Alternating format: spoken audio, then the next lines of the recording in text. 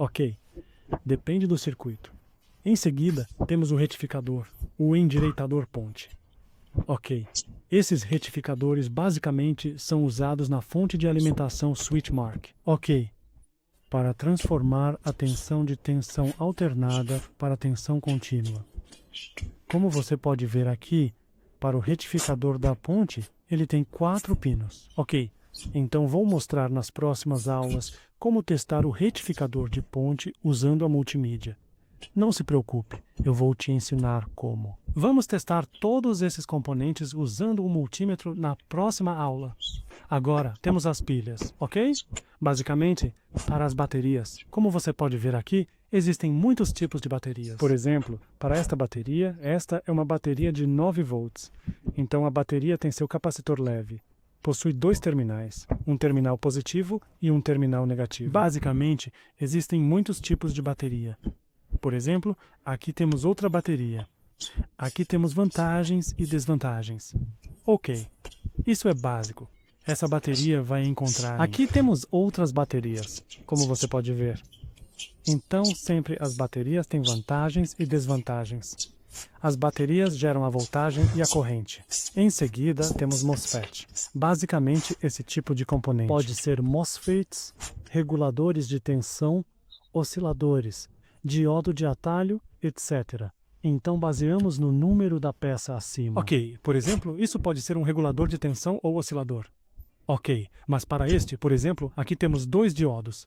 Basicamente, é o diodo ou retificador Schottky. Ok, vamos encontrar esse tipo de 3 componentes terminais que induzem uma fonte de energia inteligente.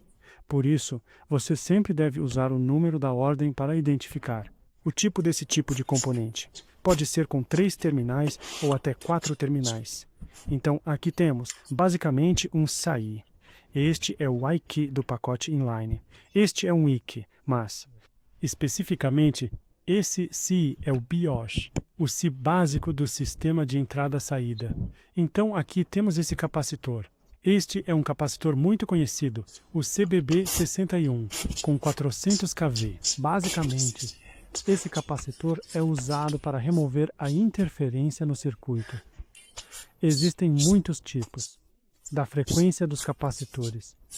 Usamos esse tipo de capacitor basicamente para remover a frequência de interferência, mas para o primeiro capacitor usamos especialmente em termos. Às vezes chamamos de capacitor de partida.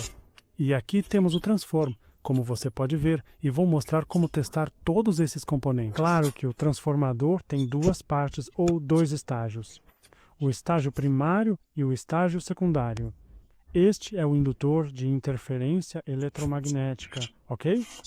Então isso não é um transformador. Isso, basicamente, é usado para remover e eliminar a interferência no circuito. Aqui temos outro transformador que contém 2 enrolamentos primários. Aqui temos um interruptor. Ok, isso é uma troca. Encontramos esse tipo de interruptor em laptops, em placas-mãe de computadores. Vou mostrar como testar esse tipo de interruptor. Basicamente tem 4 pinos ou 2 pinos. Então, 2 pinos aqui para o terra e 2 pinos para o aterramento. 3 cofres. 3,3, ok? E aqui temos outro interruptor. Basicamente esse interruptor tem só 2 terminais, ok? Um terminal para o terra conectado ao terra e o outro conectado a 3V. Depois de clicar, você alterna entre 3V e para o terra e o notebook liga. Aqui, basicamente, temos alguns osciladores. Encontramos esse tipo de oscilador na fonte de alimentação em modo comutado. Ok, aqui é o controle. Você controla a energia? Você controla exatamente? Faça os transformadores e a energia na placa-mãe. Vamos ver tudo isso nas próximas aulas.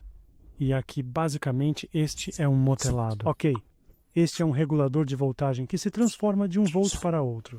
Isso é um regulador de voltagem, ok? E esse aqui, este é o dissipador de calor. O regulador de voltagem na fonte de alimentação do modo de boot sempre precisa de um dissipador de calor para resfriar, ok? Basicamente, isso são capacitores. Capacitores cerâmicos? Ok, esses são capacitores cerâmicos. Às vezes encontramos capacitores de lastro nesse formato, mas estes são capacitores cerâmicos. Então, o capacitor cerâmico tem a função de remover a luz do circuito. Então, chamamos isso de capacitores filtrantes. Aqui temos os transistores. Ok, isso são transistores, não MOSFET. Então os transistores têm o coletor base e o emissor. Ok, e claro, agora vou te dizer na próxima aula como testar o processo, como identificar a conexão, como identificar a imagem, etc. E aqui temos fusíveis. Todos esses componentes são fusíveis, ok? Componente de proteção. O fusível protege o circuito para curvas altas. Por exemplo, este é um fusível queimado. Este fusível está cheio danificado. Você vê aqui? O fio dentro dela, o fio está espalhado. Ok, está queimado. Então, claro, o fusível tem duas características principais. Então, a voltagem e os amperes. Então, vamos ver as características desse uso. Por exemplo, então temos 3 amperes, como você pode ver, e 250 volts. Dizem que esse fusível deve substituí-lo por outro com as mesmas características, 3M 250 volts. E claro que existe muitos tipos de usuários. Então, vamos ver também as características desse uso. Então, vamos dar um zoom para ver as características. Como você pode ver, temos 10 amperes. Ok, 10 amperes e 250 volts. Então, o fio estará nesse fusível muito grosso e, claro, existem muitos outros tipos de fusíveis. Por exemplo, este é outro fusível. Ok, está resolvido. Lembre-se, o fusível tem duas características: amperagem e voltagem. Claro, você pode identificar a capacidade de qualquer resistor apenas usando cores.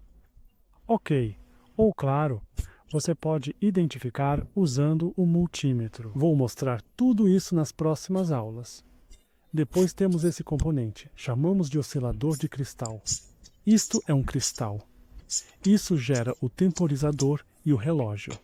Sempre encontrarei esse tipo de oscilador de cristal na placa-mãe do laptop e do computador, perto do gerador de clock, próximo do ISH, da BIOS, da IS superior, etc. Então, se focarmos aqui, vamos ver quanto megahertz temos nessa orquestra de cristal. Como você pode ver, cerca de 25 megahertz. Aqui temos capacitor eletrolítico ou capacitor químico. Este é outro tipo de capacitor eletrolítico. Podemos chamá-lo de capacitor CMD. Encontramos esse tipo de capacitor na placa-mãe do computador e também na placa-mãe do laptop, ok? Basicamente, ele tem duas características: a voltagem e a unidade em farad. Por exemplo, neste temos 300 e 300, 90 volts, microfarad e 25 volts. E, claro, ele tem dois terminais, terminal negativo e terminal positivo.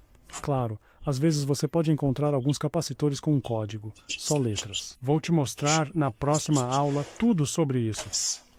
Então, os capacitores usam isso para filtrar e tornar a tensão contínua. Então, aqui temos outro capacitor. Basicamente, é um capacitor usado no circuito. Esse capacitor conecta a linha de abertura. Não a giramos para remover a interferência no circuito. Então, basicamente, isso é uma bateria CMOS. Ok, vamos encontrar vários tipos de bateria. Por exemplo, para este é para computador. A referência é CR2032.